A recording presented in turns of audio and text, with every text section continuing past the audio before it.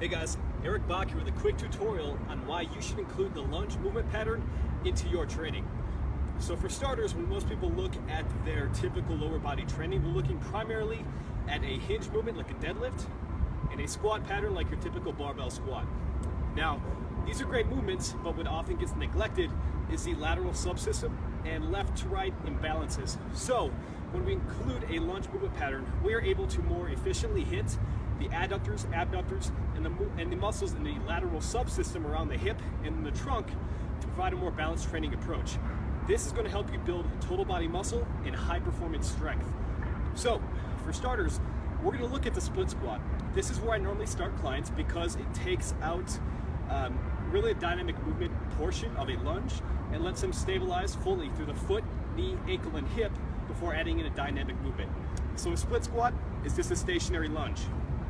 So straight on, feet are about shoulder width apart, but spread lengthwise, dropping the knee down, getting good solid bend, and extend.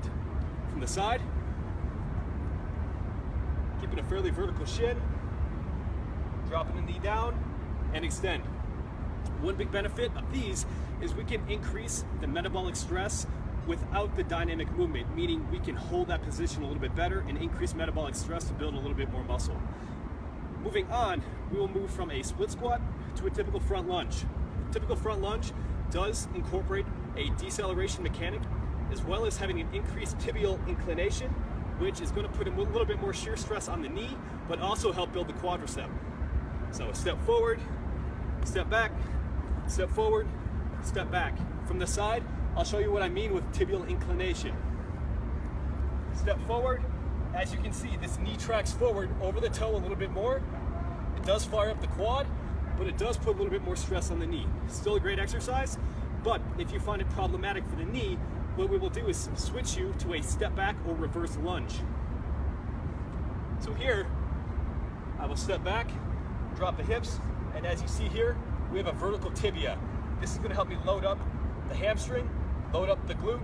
It'll have a little bit less stress on the quad. Will be a more friendly lunge variation. So going forward, I would include all three of these variations of the lunge movement into your training. It's going to help you build high performance muscle and help you build in some basic deceleration and single leg mechanics.